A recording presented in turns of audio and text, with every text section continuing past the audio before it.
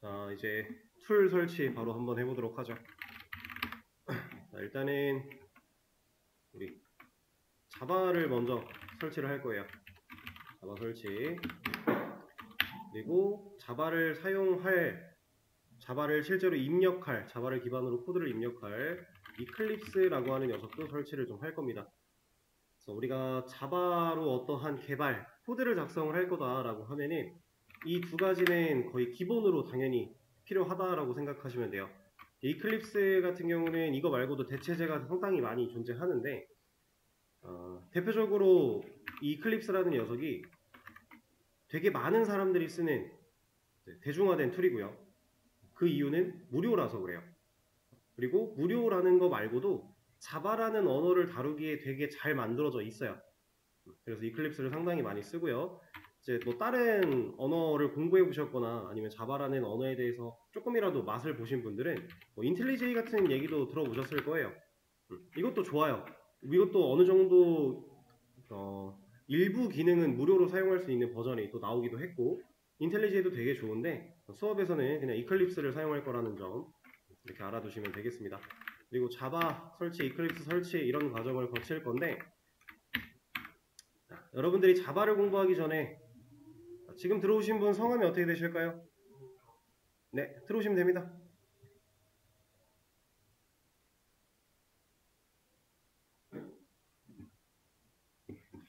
네, 이제 자바를 진짜로 설치하고 다뤄보기 전에 간단하게 자바란 녀석이 뭔지는 또 알아야 되잖아요. 그래서 그거에 대한 얘기를 좀 먼저 해볼 거예요.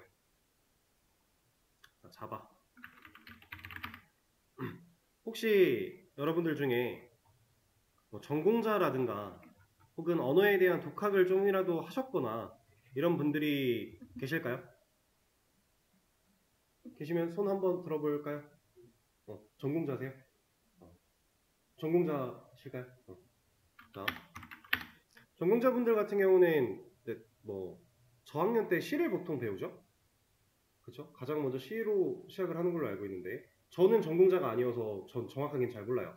저는 비전공자 출신이고, 네, 여러분들처럼 이렇게 어떤 학원에서 이제 그 교육 과정을 거쳐서 그걸로 취업을 하고 실무를 하다가 이제 교육적으로 방향을 틀어서 이렇게 오게 된 사람인데, 어쨌든 전공자분들은 보통 이제 C 언어, 그다음에 자바, 파이썬 대체적으로 다 조금씩은 공부를 하실 거예요.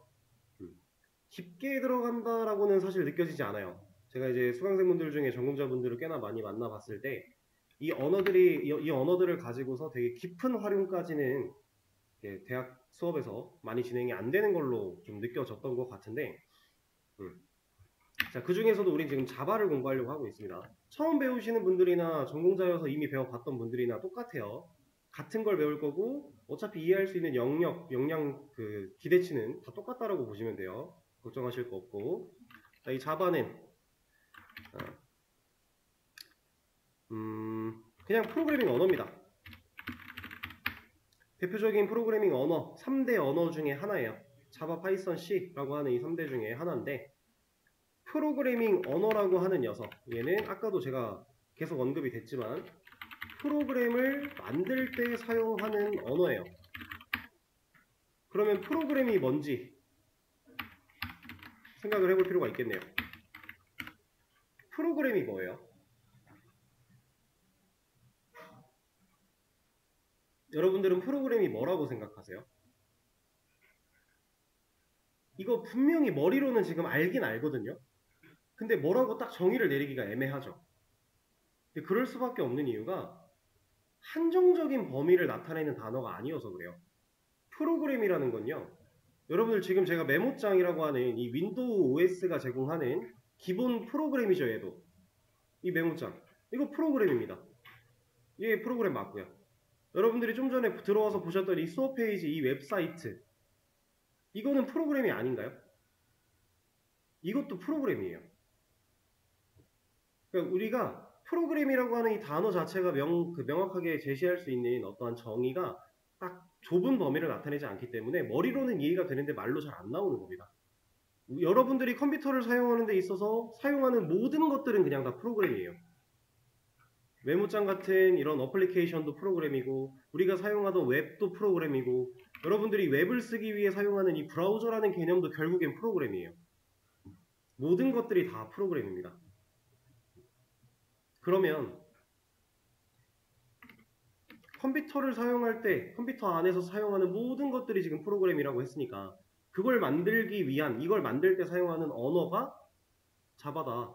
C도 마찬가지, 파이썬도 마찬가지. 이런 녀석들을 우리는 프로그래밍 언어라고 부른다 라고 하는 겁니다. 컴퓨터 안에서 컴퓨터 내부적으로 사용할 수 있는 어떠한 기능들을 만들 때 쓰는 언어. 언어는 뭐예요? 언어는 말 그대로 그냥 언어죠. 이걸 뭐라고 다른 말로 표현할 수가 없을 것 같아요. 그냥 언어예요. 자, 우리는 여러분들은 지금 다 한국 사람이실 테니까 한국어를 모국어로 사용을 하고 있죠. 이것도 언어죠. 국어라고 해서 언어인데 영어는 언어인가요? 언어죠. 그렇죠? 뭐 외국어 뭐야? 일본어, 중국어 다 언어죠. 여러분들한테 지금 갑자기 오늘부터 2.5시간씩 11 곱하기 2니까 총 25시간, 총 50시간 동안 스페인어를 공부해서 50시간 뒤에 스페인어를 정말 잘 다루게끔 공부해봐라. 이렇게 얘기하면 할 수 있어요? 터무니없이 부족하죠. 자바도 똑같아요.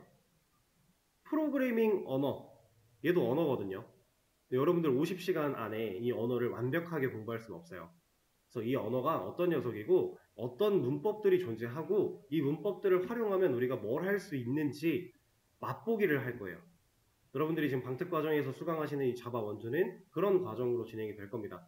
근데 그 기본적인 맛보기를 진행을 하고 나면 이제 그 외적인 것들은 여러분들 스스로 자기주도적인 학습을 통해 더 많이 나아갈 수 있는 밑거름은 돼요. 이 50시간을 하기 전과 후는 엄청 큰 차이가 있을 거예요. 잘 따라왔다는 전제하에 우리는 그런 것들을 좀 공부를 할 거다.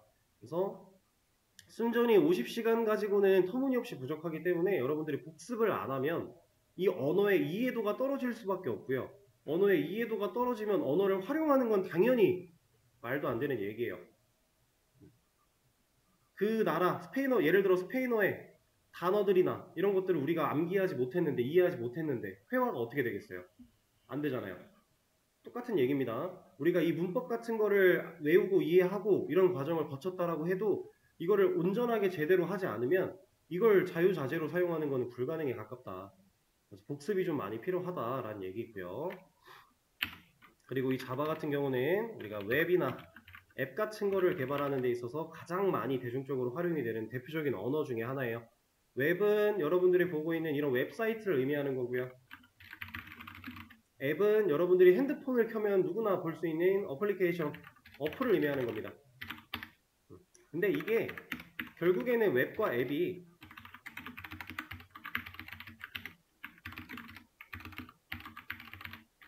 웹 어플리케이션이고 앱 어플리케이션이에요. 둘 다 어플리케이션은 어플리케이션입니다. 근데 그거를 이제 웹이냐 앱이냐라고 우리가 좀 분야를 나눠 놓은 건데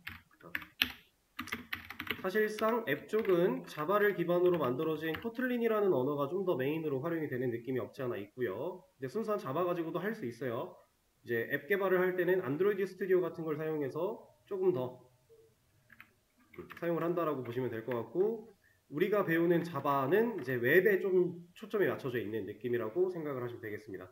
가장 대표적으로는 웹을 가장 많이 하니까 자, 웹사이트 개발에 최적화된 언어다 라고 하는 게 우리 앞으로 배울 자바.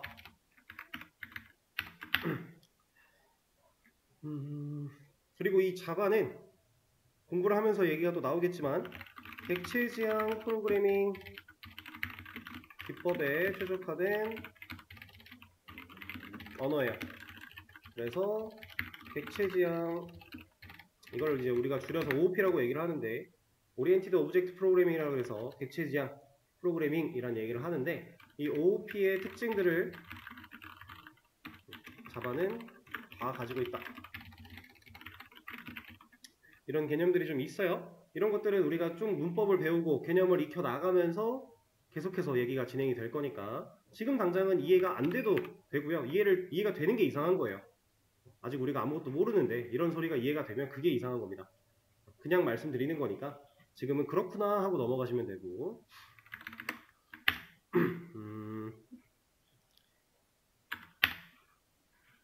일단은 가볍게 이 정도만 얘기를 좀 해보고요.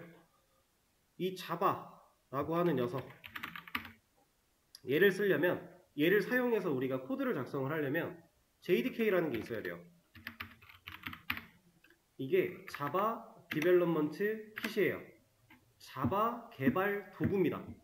JDK가 있어야 우리가 자바를 사용해서 코드를 작성할 수 있어요.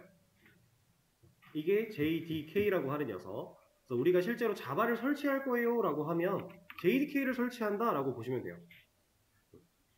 이제 이 JDK 말고는 JRE라고 해서 자바 런타임 인바이러먼트라고 하는 자바 실행 환경이란 녀석도 존재하는데 얘는 자바를 이용해서 개발을 할 때는 코드를 작성할 때는 얘가 지금 부족해요. 그래서 코드를 작성하려면 JDK가 무조건 있어야 돼. 이거인 거고 코드를 작성하는 게 아니라 자바로 만들어진 프로그램을 실행시킬 거야 라고 하면 얘만 있어도 돼요. 근데 우리는 어쨌든 자바를 사용해서 코드를 써야 되는 입장이니까 JRE가 아니라 JDK를 설치를 할 거다. 그렇게 생각을 하시면 되겠습니다. 우리가 자바 설치한다는 건 결국 JDK를 설치하는 거고 JDK에는 버전이 상당히 다양하게 많은데 우리는 그 중에서 1.8 버전 사용할 거예요. 그래서 우리는 JDK 1.8이라고 하는 녀석을 크롬에다가 입력을 할 겁니다.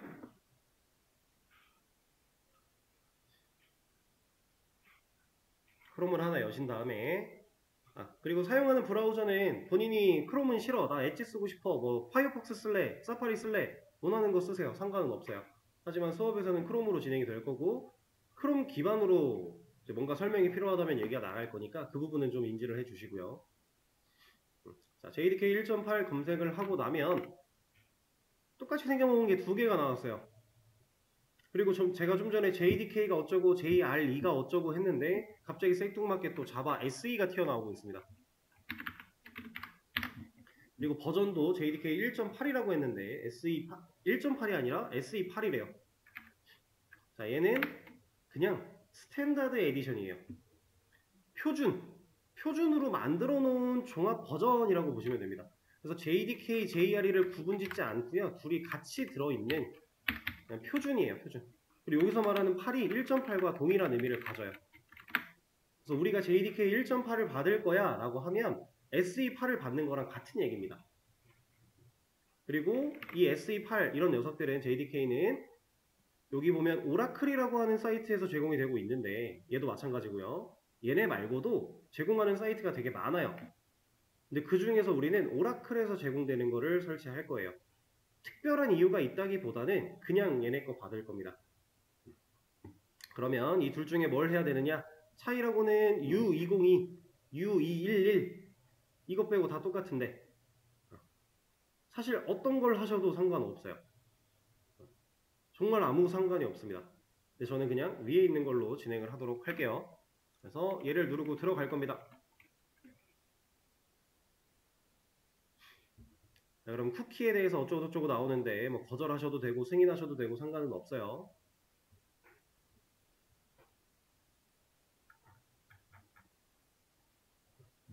자, 그러면 이 사이트에서 뭐 전부 다 영어로 써있고 뭐가 되게 많은데 그대로 마우스 휠 아래로 내려가 보시면 여러분들 지금 앉아 계시는 컴퓨터 대면으로 나와 계시는 앉아 계시는 컴퓨터는 전부 다 윈도우죠. OS가 윈도우로 설치가 되어 있어요. 그러면 윈도우에 맞는 걸 설치하는 게 당연히 맞겠죠. 여러분들 OS는 윈도우인데 리눅스나 맥 같은 걸로 받으면 안 맞잖아요.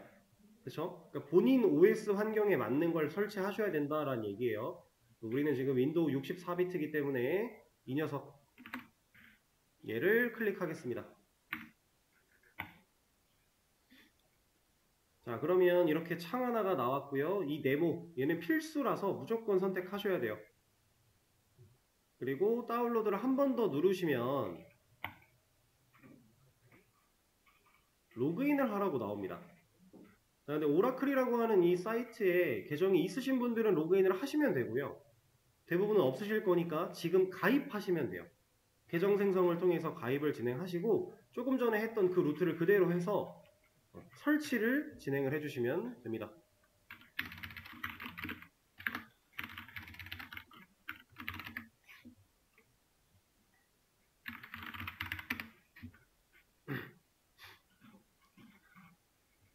자, 일단은 가입을 진행하시고 가입이 완료되고 로그인을 진행을 하시게 되면 지금 잠깐만 앞에 화면 볼게요.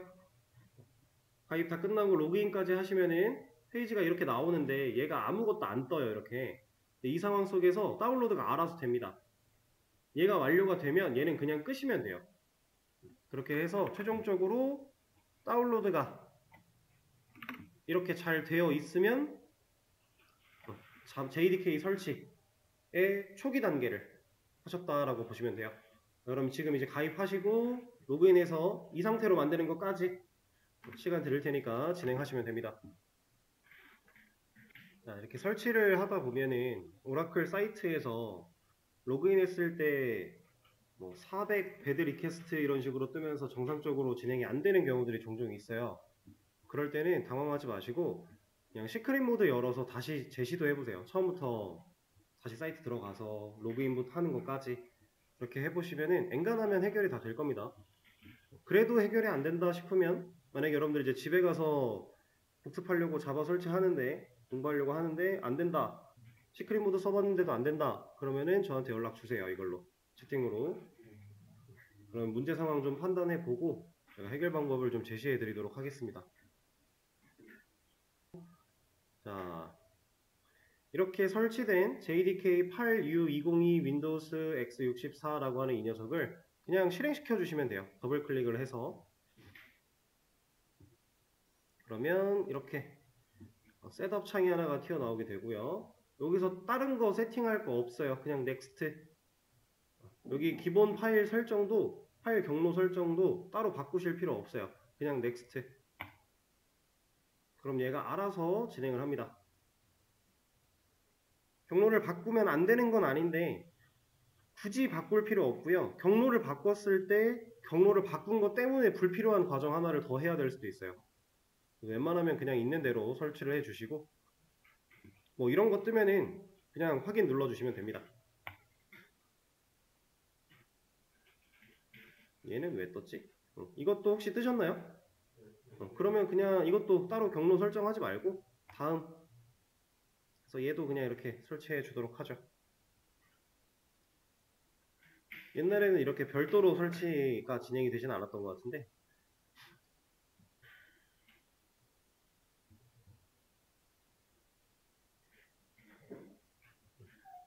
자, 그러면 이제 성공적으로 진행이 됐을 때 successfully installed라고 나오면서 설치가 잘 되었다.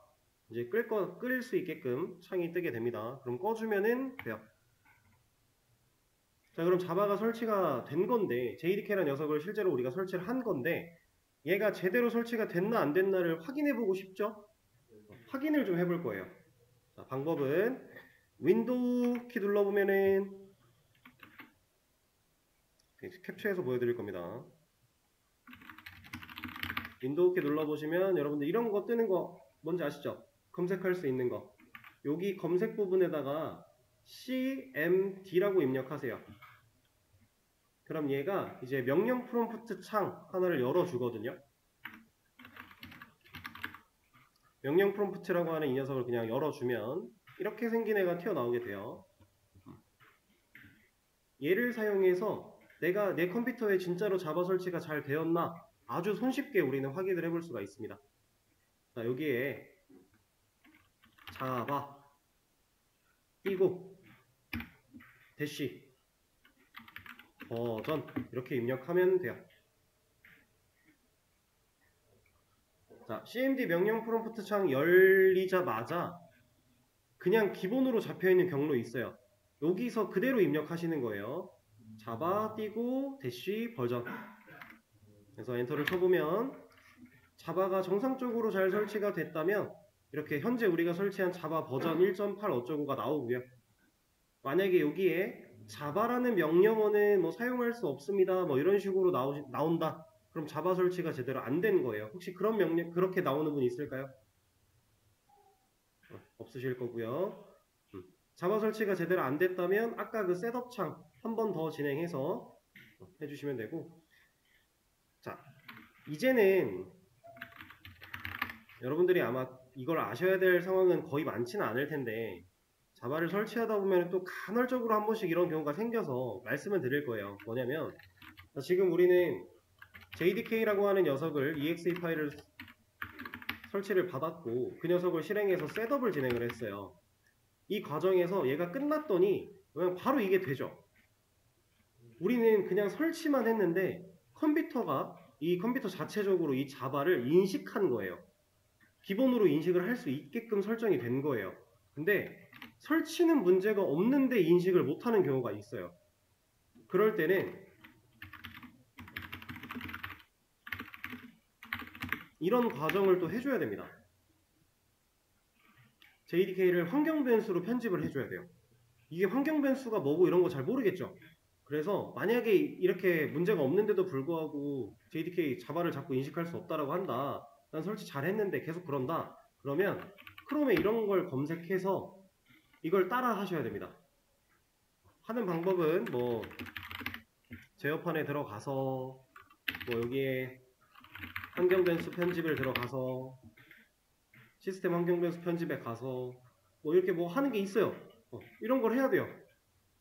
잘 모르잖아요. 그죠? 뭔지 잘 모르고 어렵게 느껴져요. 그렇기 때문에 그냥 만약에 정말로 이런 상황이 벌어지면 검색해서 하나 띄워놓고 그 글을 그대로 따라하세요. 그대로.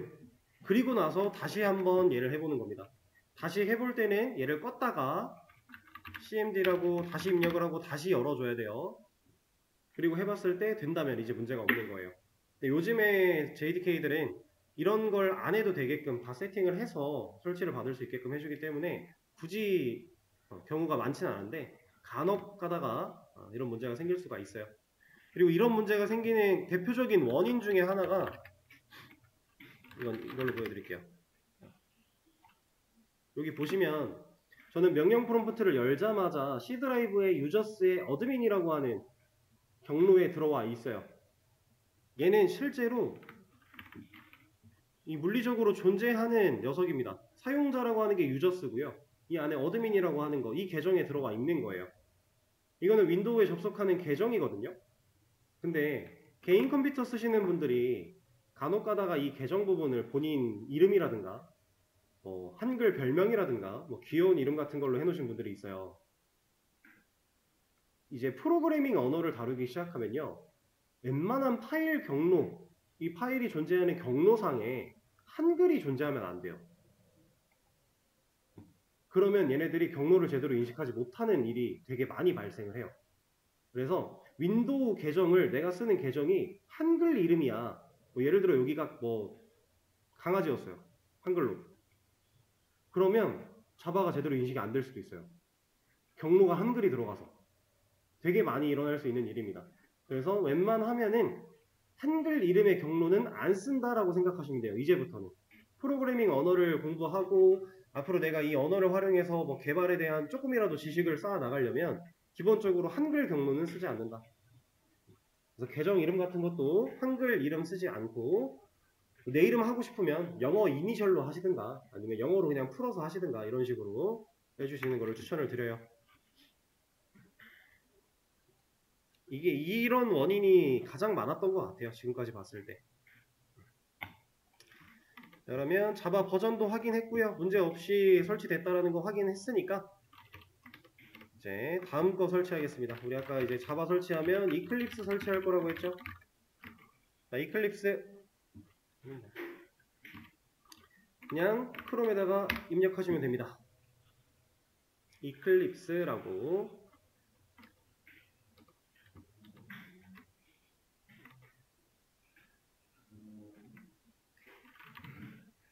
자, 그러면 이클립스라는 사이트에서 제공하고 있는 이클립스 다운로드라고 하는 링크가 나타나게 되는데 여기로 들어갈 거예요.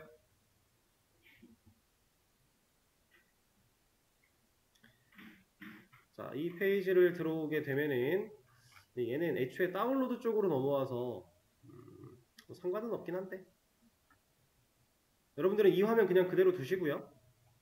이클립스라고 하는 이 사이트의 메인으로 제가 한번 들어가 보겠습니다.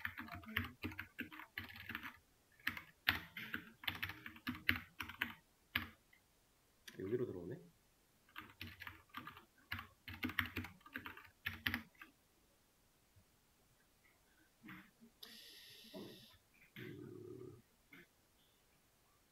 그냥 하죠. 그냥 하죠. 별로 상관은 없으니까. 자, 이 페이지에서 이클립스가 되게 예전부터 지금까지 수많은 버전으로 업데이트가 되어 왔어요. 그 중에 되게 사람들이 많이 썼던 과거의 버전들도 있고 요즘에는 뭐 그냥 최신 버전 무조건 사용하기도 하고 뭐 방법은 여러 가지가 있는데 저희는 그냥 최신 버전 사용을 할 겁니다. 왜냐면 이클립스라고 하는 녀석은 통합 개발 환경이라고 하는 녀석이에요. 이걸 이제 영어로 우리가 IDE라고 표현을 하는데 이거를 이제 말 자체는 되게 어려워 보이지만 쉽게 얘기를 해보자면 그냥 개발을 하기 위해 언어를 쓸 수 있게 해주는 툴 정도라고 보시면 돼요. 이게 IDE 통합 개발 환경이라고 하는 녀석인데 얘는 당연히 이 툴이 뭐 언어랑 호환이 되는 문제라든가 언어를 사용해서 뭔가를 개발했을 때 프로그램이 실제로 구동되는 상황 속에 뭐 여러 가지 에러가 발생을 하는 경우들도 분명히 존재해요. 그런 버전들은 계속 픽스가 되면서 업데이트가 되기 때문에 그냥 웬만하면 최신 버전 쓰셔도 괜찮습니다. 하지만 진짜로 여러분들이 개발을 할 때 지금은 자바의 기본적인 기초적인 문법 공부할 거니까 프로그램이 꼬이고 에러가 날 이유가 별로 없어요. 그래서 그냥 무조건 최신 버전 써도 괜찮아요. 하지만 진짜로 뭔가 내가 웹 개발이라든가 좀 규모 있는 프로젝트를 개발하고 싶다. 그때라면 이 버전 선택도 좀 신중하게 해야 돼요. 그런 이슈가 있는 뭔가 호환에 문제가 있었던 이슈가 있는 버전이라면 웬만하면 피하는 게 좋고 무조건 최신 버전으로 가면 또 검증되지 않은 이슈들이 있을 수 있으니까 조심해야 되고 이런 걸 고려를 할 필요가 있다. 근데 지금 우리는 그렇게 휘황찬란한 걸 많이 하진 않을 거라서 최신 버전 이클립스를 그냥 설치를 해도 무방하다. 그래서 여기 그냥 대놓고 떠 있는 거 이 녀석 받을 겁니다. 이거 누를 거예요. 다운로드.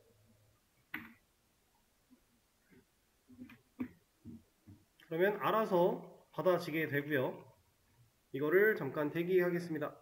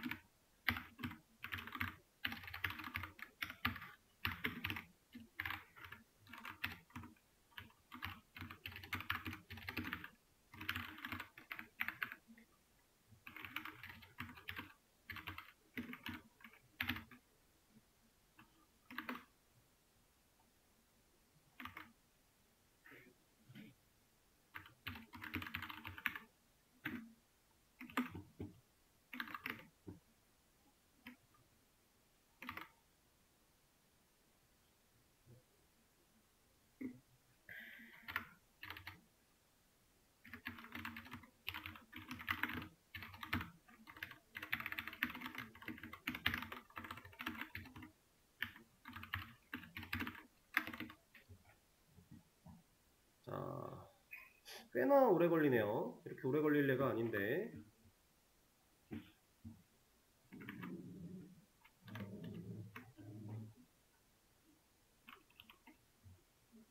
속도가 너무 안 나오는군요. 여러분들은 잘 나오시나요? 속도? 오래 걸리고 계세요? 여러분들은 그냥 두시고 저는 다시 한번 시도를 좀 해볼게요.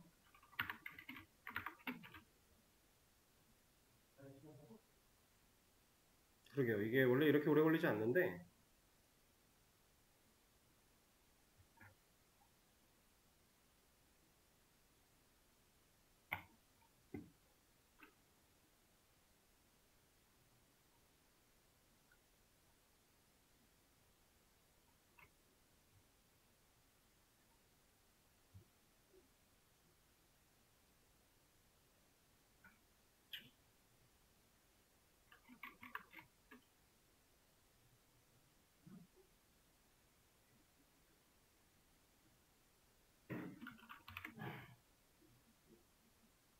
그냥 속도가 안 나오네요.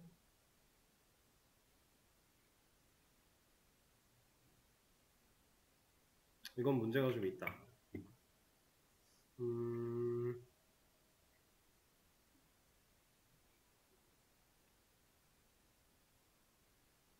그러면 일단 이걸 설치하지 않으면은 뭐 자바 코드를 작성하고 실행시켜 보는 게 불가능하기 때문에 방법을 좀 찾아보겠습니다. 잠깐 녹화를 멈추고. 자, 지금 이클립스 서버 자체에 좀 문제가 있는 것 같아서 너무 오래 걸리기 때문에 네, 이클립스랑 거의 똑같은 프로그램인데 이클립스보다 어쩌면 더 많은 걸 할 수 있어요. 나중에 여러분들이 자바를 좀 더 공부해서 자바 가지고 뭐 웹 같은 거 만들 거야 라고 하면은 대부분 이 툴을 사용하실 수밖에 없을 겁니다. STS라고 하는 거 이거를 좀 설치를 할게요. 지금 이클립스가 너무 느리니까 대체품으로 STS라는 녀석, 그래서 STS를 크롬에 입력을 하고 숫자 4까지 입력하세요. STS4. 얘는 이제 순수한 자바 공부를 위해서 필요한 것보다는 조금 더 다양한 걸 품고 있어서 어찌 보면은 이클립스를 쓰는 거에 비해서는 효율이 좋지 못할 수도 있는데 지금 당장은 얘는 빠르고 걔는 너무 느리니까 이걸로 대체하도록 할게요. 그리고 사용법이나 기본적인 구성은 이클립스랑 다를 게 없어요. 완전히 똑같아요. 애초에 이 녀석이 이클립스를 기반으로 만든 녀석이라서 똑같을 수밖에 없습니다. 그래서 이 사이트로 들어가 주고요.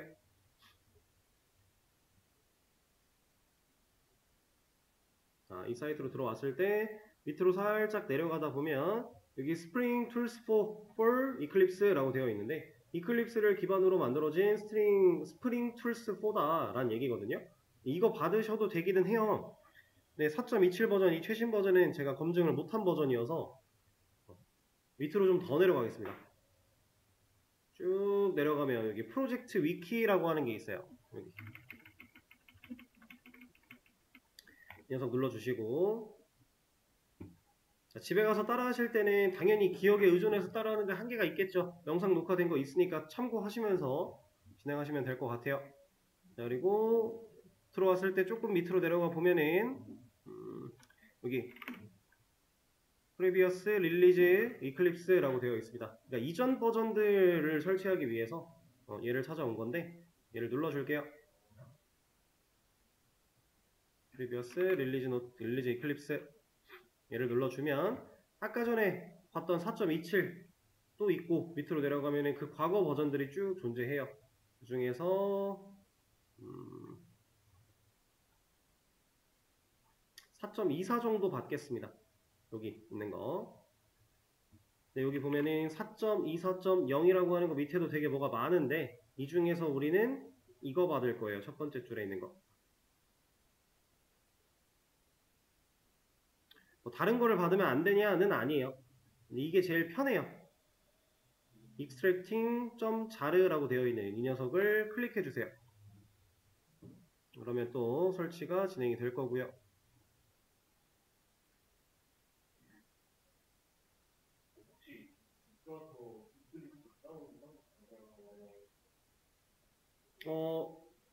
그러니까 어쨌든 이제 앞으로 집에서 공부를 하실 때 이클립스라는 툴은 필요할 거예요.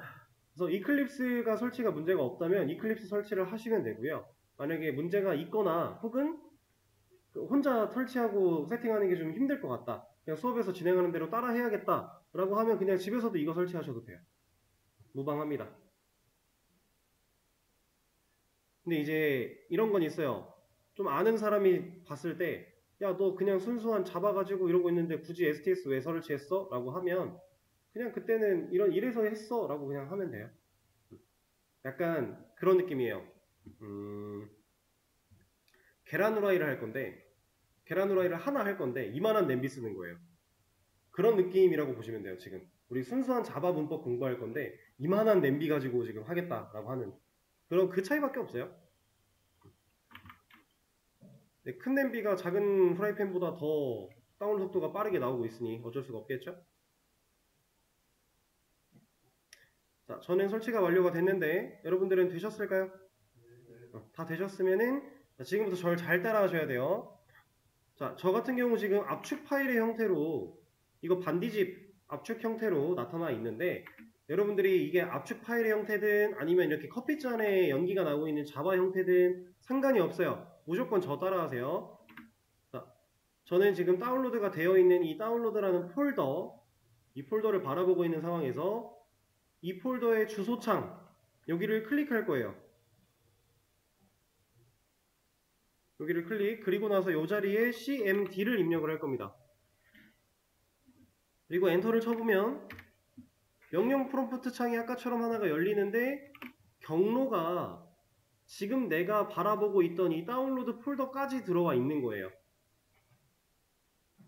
이렇게 해서 명령 프롬프트를 하나 열었어요. 얘를 조작할 수 있는 분들은 얘를 그냥 change 디렉토리 해서 여기까지 오셔도 돼요.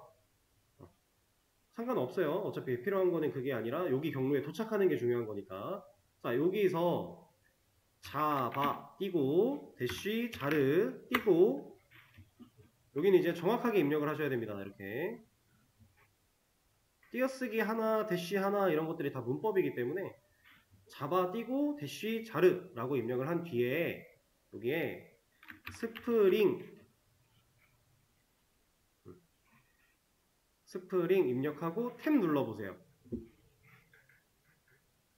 그러면 여러분들이 방금 설치했던 이 extracting.zar라고 하는 파일이 이렇게 이름이 정확하게 나오는지 한번 보세요. 얘를 확인할 때 한 글자 한 글자 다 확인하는 거는 솔직히 말이 안 되는 거고 지금 제가 4.24.0 릴리즈거든요. 여기에 4.24.0 릴리즈 이것만 맞으면 엔간하면 맞는 거예요.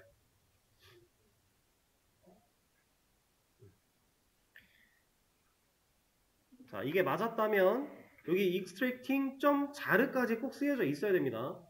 만약에 여기까지만 적혔다 그러면 .zar를 뒤에다가 붙여 주셔야 돼요. 자, 이 상태에서 엔터.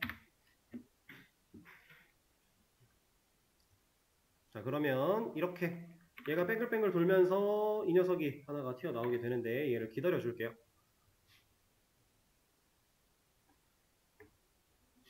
이거 말고 그냥 알집으로 압축된 그 GIP 파일 받아다가 압축 해제하고 세팅하는 방법도 있는데 이게 좀 더 편해요. 얘는 그냥 이것도 결국 우리가 지금 압축 풀고 있는 거예요. 자바를 사용해서 압축을 푸는 거고 이제 자르라고 하는 파일 확장자를 이용한 압축을 해제하는 방식인 건데 자, 이게 끝나면 이렇게 그냥 더 이상 뭐 진행되지 않고 커서가 깜빡거리게 됩니다. 얘는 이제 종료하셔도 돼요. 그러면 알아서 이렇게 폴더 하나, 압축이 풀린 폴더 하나가 생성이 돼요. 자, 이 폴더를 그대로 잘라내게 할 겁니다. 컨트롤 X 혹은 뭐 우클릭해서 잘라내기 등등 상관없어요. 잘라내기 할 거예요. 복사 아니고 잘라내기를 할 겁니다. 자, 그리고 지금 뭐 비대면으로 들으시거나 아니면 개인 컴퓨터 쓰시는 분들은 본인 원하는 데 가서 하시는데 지금 여기 공용 컴퓨터 쓰시는 분들은 D 드라이브에 본인 이니셜로 된 폴더 하나를 만드세요. 개인 컴퓨터나 비대면 분들은 본인이 원하는 데 그냥 하시면 되고 지금 학원 컴퓨터 사용하시는 분들은 D 드라이브에 본인 이름으로 된 이니셜로 된 폴더 하나 만드셔라. 만약에 D 드라이브가 없다. 저 D 드라이브가 없는데요. 그럼 C에다가 만드세요. 상관없어요. 자, 저 같은 경우 차주환이니까 CHAH라고 이름을 만들어 놓은 거고 이 폴더 안쪽에 저는 뭐가 좀 많아 보이는데 수업용으로 따로 하나 만들겠습니다. 자바 수업용 여기다가 붙여넣기를 해줄게요. 그럼 아까 잘라내기 했던 그 폴더를 이 자리로 그대로 가져오는 거겠죠? 왜 이렇게 하냐면 여기 지금 여러분들이 사용하고 계시는 컴퓨터가 지금 이 자바 수업 말고도 아침 9시에도 수업이 있고요. 바로 직전 타임 11시 반부터 2시까지 수업도 있어요. 되게 많은 분들이 그 컴퓨터를 똑같이 써요. 그럼 그분들도 수업에서 사용하는 프로그램이나 이런 게 있겠죠. 여러분들이랑 겹치는 상황이 생깁니다. 그러면 내가 쓰는 프로그램을 남들이 건드려서 뭐가 자꾸 바뀌어요. 짜증날 거잖아요. 그러니까 내 거를 명확하게 체크하기 위해서 내 걸로 만들어 놓는 과정이에요. 이렇게 저장을 따로 안 해놓고 다운로드 폴더에 있는 걸 그냥 써버리면 누군가가 여러분들 거 여기 접근해서 설정 같은 거 바꿔버리기도 하고 코드 적어놨던 거 막 없애기도 하고 이런단 말이에요. 그런 불편함을 겪지 않게 하고자 여러분들 폴더 하나를 만들어서 이걸로 관리를 하자라는 개념입니다. 아시겠죠? 자, 이건 이제 종료하셔도 되고요. 그럼 이 폴더 들어갈게요. 오늘은 아마 기본 세팅만 하면은 끝나겠네요. 어쩔 수 없이. 자, 여기 폴더 들어오시면 스프링 툴스트 4라고 하는 이 녀석이 실행 파일인데 얘를 실행하기 전에 이거부터 좀 들어갈 거예요. 그리고 지금 좋은 예시인데 저도 보면 이 파일 같은 거에 확장자가 안 나오죠. 이거 근데 개발자라면 확장자를 눈으로 항상 보시는 게 좋아요. 그래서 여기 폴더 열린 거에 보기 옵션 눌러서 파일 확장명 클릭하세요. 개발자들은 이 확장자가 되게 중요한 포인트가 되기 때문에 항상 얘를 열어놓고 확장자를 보면서 작업을 하는 게 좋습니다. 자, 그러면 지금 이제 확장자 클릭해서 exe, ini 이런 것들이 좀 다 튀어나오게 됐는데 우리 ini 파일 열어볼 거예요. 이거 그냥 더블 클릭 혹은 엔터 치시면 되고요. 어떤 프로그램 써야 돼요? 메모장 쓰시면 됩니다. 그냥 메모장으로 여시면 돼요.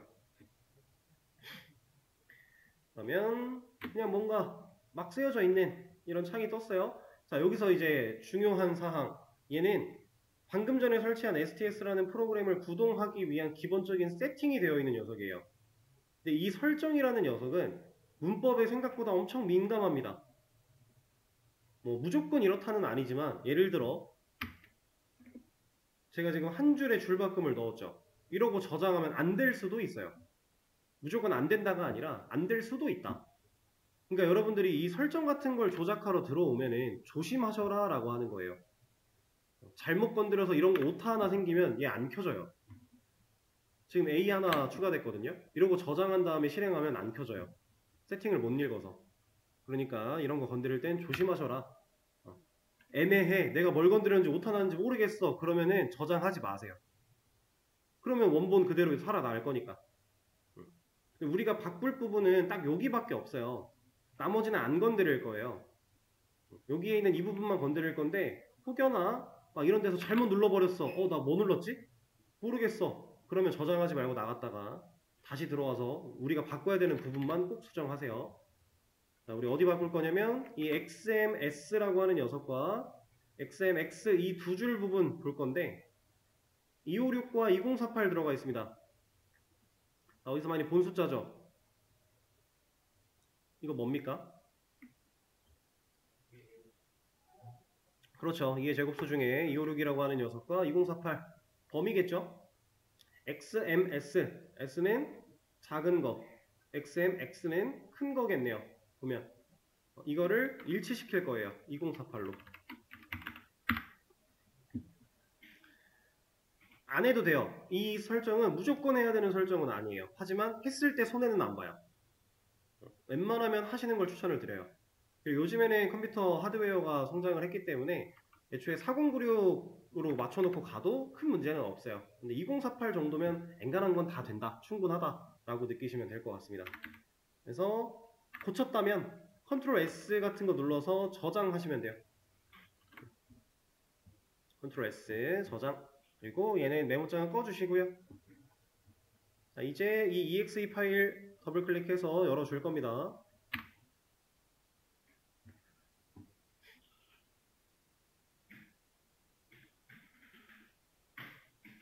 자, 그러면 지금 이쪽 여러분들이 못 보시는 모니터 화면에 얘가 지금 뜨고 있는데 렉이 좀 걸린 것 같아요.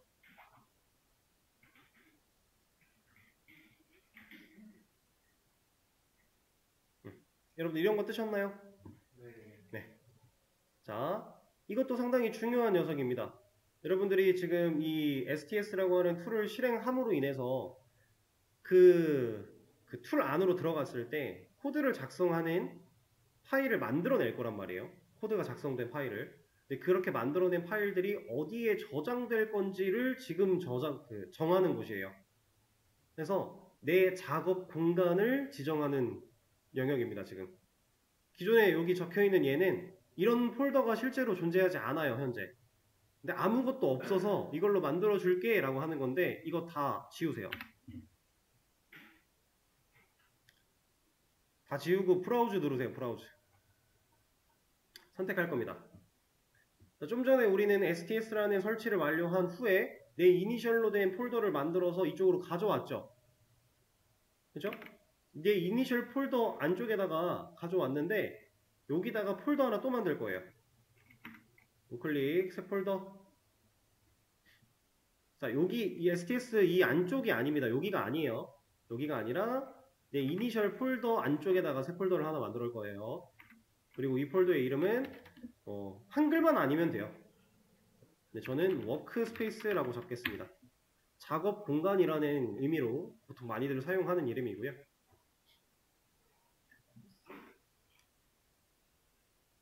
자, 이렇게 잡아주고 나면 폴더 선택을 눌러서 D 드라이브에 내 이니셜 폴더에 워크스페이스라고 잡을게요. 그리고 이 밑에 있는 이 네모는 체크박스는 선택하지 마세요. 다음부터 이거 안 물어볼게, 무조건 여기로 들어가 줄게 라고 하는 건데, 아니요, 여러분들은 매번 확인하세요. 그게 나아요. 지금 아직 익숙하지 않기 때문에 괜히 이상한 워크스페이스에 들어가 버리면 여러분들이 해놨던 거 다 없어졌다고 막 난리 나요.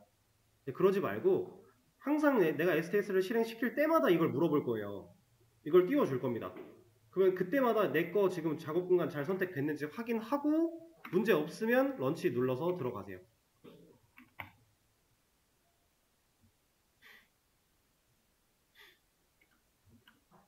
이러면 적어도 남의 작업 공간에 가서 깽판 칠 일은 없습니다. 그리고 처음 들어오면 이런 거 뜰 텐데 이거는 위에 있는 거 exclude라고 적혀 있는 거 선택하고 프로시드 하시면 됩니다. 방화벽에서 제외해 줄까라고 하는 건데 제외해야지, 안 그러면 계속 시비 걸어가지고 윈도우가 해놓는 게 좋아요.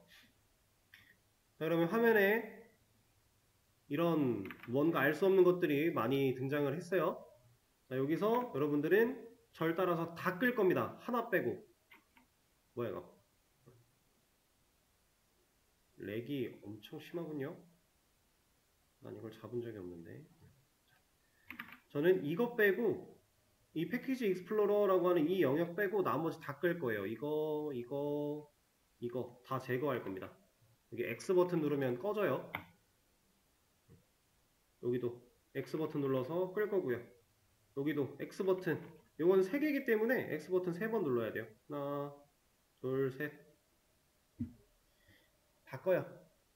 나머진 필요 없어요. 저게 필요한 시점은 여러분들이 자바를 제대로 공부하고 자바를 가지고 뭔가를 만들어 나가는 시점이 됐을 때 그때 필요합니다. 지금은 전혀 필요가 없고요. 자, 그러면 패키지 익스플로러라고 하는 거랑 알 수 없는 거 이런 거 하나만 남았는데, 자, 여기서 한 가지는 추가를 할 겁니다. 상단에 있는 윈도우 클릭하시고 중간쯤에 있는 쇼 뷰 마우스를 갖다 대면 옆에 여러 가지가 튀어나오는데 이 중에서 콘솔이라고 적혀있는 이 녀석을 클릭을 할 겁니다. 콘솔. 그럼 보통 다 이쪽에 생겨 나올 거예요. 이거 여기다 놓고 그냥 쓰셔도 돼요. 저는 여기다 놓으면 여러분들이 잘 안 보이실 거거든요, 이게. 앞으로 여기다가 결과를 많이 띄워서 보게 될 텐데 얘가 잘 안 보이니까 저는 이쪽으로 좀 옮겨 놓을게요. 이러면은 여기서부터 결과가 나오니까 잘 안 보일 리가 없어요. 여러분들은 아래에다 놓든 저 따라서 이렇게 이름 끌어다가 놓으면은 내가 원하는 대로 위치 바꿀 수 있어요. 바꾸셔도 되고 그냥 둬도 되고 상관없습니다. 이건 중요한 게 아니니까. 자, 이게 이제 기본 준비예요. 근데 기본 준비가 끝난 게 아닙니다. 여기서 이제 기본 설정까지도 우리는 또 해야 돼요. 아까 얘를 실행하기 전에 폴더에서 했던 설정 말고 이 INI 설정 이거 말고 내부에서 프로그램 내부에서 설정해야 될 게 또 있어요. 자, 이거는 그냥 앞으로 여러분들이 이클립스나 STS나 이런 툴을 설치했다. 그럼 무조건 한다라고 생각하시면 돼요. 무조건 한다. 자, 윈도우 프리퍼런시스라고 하는 이 녀석을 누르겠습니다. 툴을 새로 설치했다면 이 세팅, 이 설정은 무조건 해야 된다. 자, 그리고 여기 검색할 수 있는 이 자리에다가 ENCO라고 입력을 할 겁니다. ENCO. 이게 이제 인코딩을 쓰다가 만 거예요. 우린 인코딩을 쓰려고 한 건데 쓰다가 말아도 원하는 결과가 더 나오니까. 자, 이 중에서 워크스페이스라고 하는 녀석 먼저 눌러볼 거고요. 자, 얘를 눌렀을 때는 바꿀 게 아니라 얘를 확인할 거예요. 지금 여기에 텍스트 파일 인코딩이라고 되어 있는 영역에 other, UTF-8 얘가 제대로 선택되어 있는지 확인을 할 겁니다. 당연히 되어 있을 겁니다. 우리가 처음 설치를 했다면. 얘를 확인을 하시면 얘는 이제 더 이상 건드릴 게 없어요. 확인만 하는 거고 컨텐츠 타입스로 넘어갈 거예요.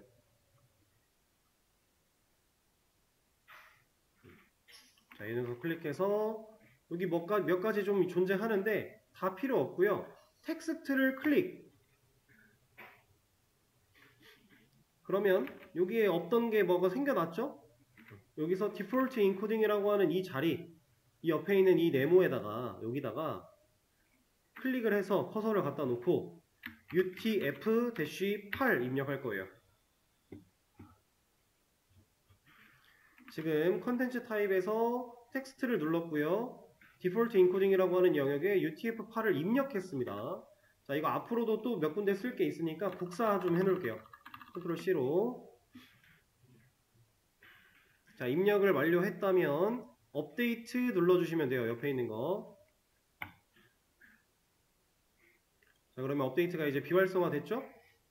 자, 그리고 나서 이번에는 텍스트 옆에 있는 화살표를 누를 겁니다. 얘를. 그러면 텍스트라고 하는 녀석이 쫙 열려요.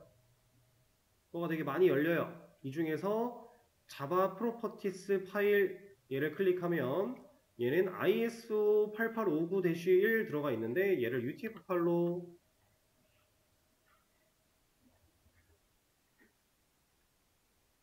자, 지금 잘 따라오고 계시나요?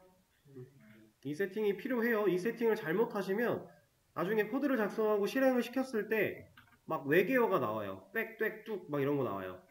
그럼 여러분들이 결과를 올바르게 확인이 안 되겠죠? 그러니까 이 과정은 꼭 하셔야 됩니다. 그럼 얘도 업데이트 진행하셔야 되고요. 그리고 하나 더 할 겁니다. 사실 이클립스를 설치했다면 여기까지만 하면 돼요. 우리가 STS를 설치했기 때문에 여기 스프링 프로퍼티스 파일이라고 하는 녀석 클릭해서 얘도 똑같이 UTF-8 업데이트까지 진행해 줄게요. 안 해도 뭐 큰 상관은 없을 텐데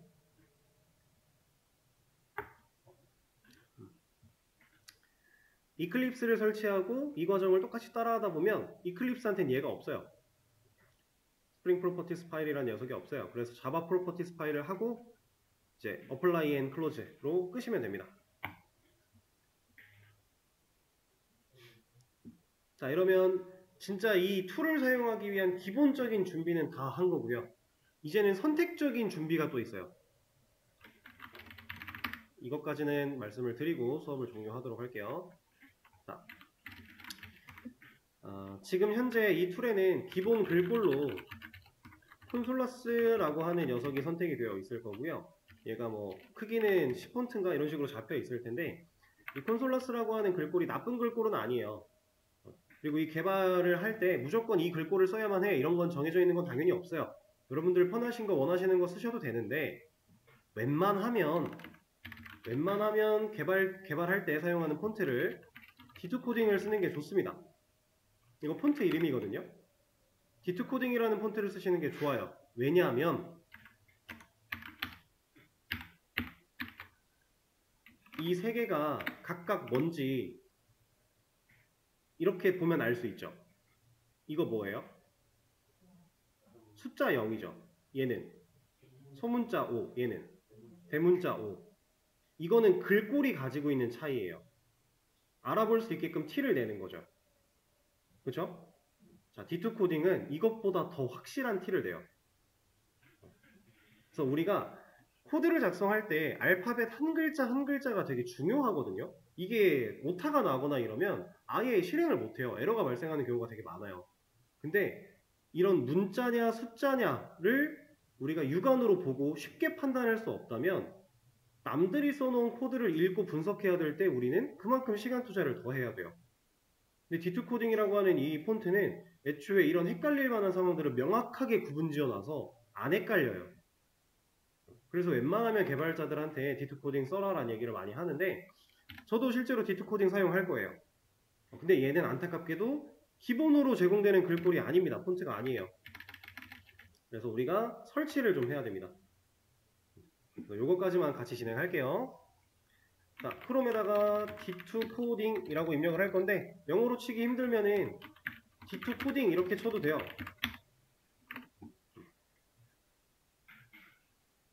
대충 입력하면 어차피 찰떡같이 알아듣고 알려줍니다. 얘는. 자, 보면은 네이버 깃허브이라고 해서 네이버 어쩌고 들어가 있고 D2 코딩 글꼴 나와 있는데 밑에 눈누도 있고요. 뭐 사실 어떤 걸 쓰셔도 상관은 없어요. 근데 우리 그냥 위에 있는 거 이 녀석을 좀 클릭을 하도록 하겠습니다. 자, 들어오면 뭐가 되게 많아 보여요. 근데 살짝 아래로 내려갔을 때 여기 다운로드라고 적혀 있고 버전 배포라고 되어 있습니다. 이 녀석을 클릭.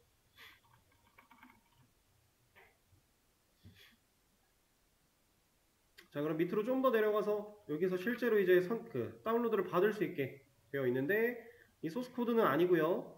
이 G 파일을 받으셔야 돼요. 맨 위에 있는 거. 그럼 얘가 또 다운로드 폴더에 들어올 겁니다.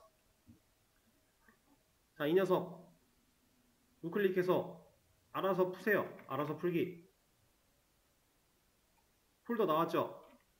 이거 그냥 여기다 둬도 돼요. 내 걸로 안 가져가도 돼요. 왜냐면 얘는 한번 이 OS 환경에 인식시켜 놓으면 그냥 알아서 계속 쓸 수 있어요. 내 걸로 가져가거나 이럴 필요 없어요. 그래서 얘를 폴더를 들어갑니다. 그리고 D2 코딩 all 들어갈게요. 여기 TTC 파일이 하나가 존재하는데 얘를 그냥 실행. 자, 여기서 설치를 누르시면 돼요. 그럼 글꼴 설치 중이라고 뜨면서 어떤 창이 하나가 떴었을 텐데 저는 떴다가 사라진 것 같아요.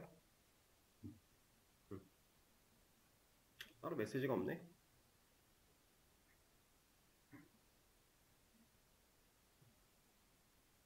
이렇게 그냥 뭐 메시지도 없고 뭐 떴다가 사라졌다. 그럼 끝난 겁니다. 설치 끝났어요. 이제 끄셔도 되고요. STS 아까 열려있던 거 다시 들어가서 윈도우 프리퍼런시스 들어가서 여기에 폰트라고 입력할게요. 폰트. 그러면 어피어런스에 컬러스 앤 폰트스 나와 있는 이 녀석 클릭해 주고요. 그리고 많은 것들이 좀 튀어나왔는데 베이징 옆에 있는 화살표를 누르겠습니다. 그리고 아래로 내려가서 텍스트 폰트라는 녀석을 클릭할 거예요. 그리고 오른쪽에 있는 에딧 눌러줄 거고요. 기본으로는 콘솔러스 10 들어가 있는데 여기다가 이제 D2 입력할 거고요. 그러면 이렇게 D2가 검색되어 나오죠. 좀 전에 D2 코딩 설치하는 과정을 하기 전에는 D2를 이렇게 입력하면 얘가 안 나와요. 글꼴 제공을 안 받는 거라서 설치를 했기 때문에 있는 겁니다. 그리고 뭐 크기는 여러분들 원하시는 대로 저는 좀 크게 보여드려야 여러분들이 보기 좋으니까 이렇게 해서 확인 눌러주시고요. 어플라이 앤 클로즈까지 해주시면 되는데 한 가지 주의할 사항. D2 코딩 폰트 앞에 골뱅이가 붙은 녀석을 나는 D2라고 입력했더니 갑자기 여기 밑에 골뱅이가 있는 녀석이 나왔어. 그래서 골뱅이 있는 D2를 고르게 되면 얘는 글자가 높습니다. 가나다가 이렇게 나와야 될 게 뭐 이렇게 나와요. 이런 식으로 나옵니다.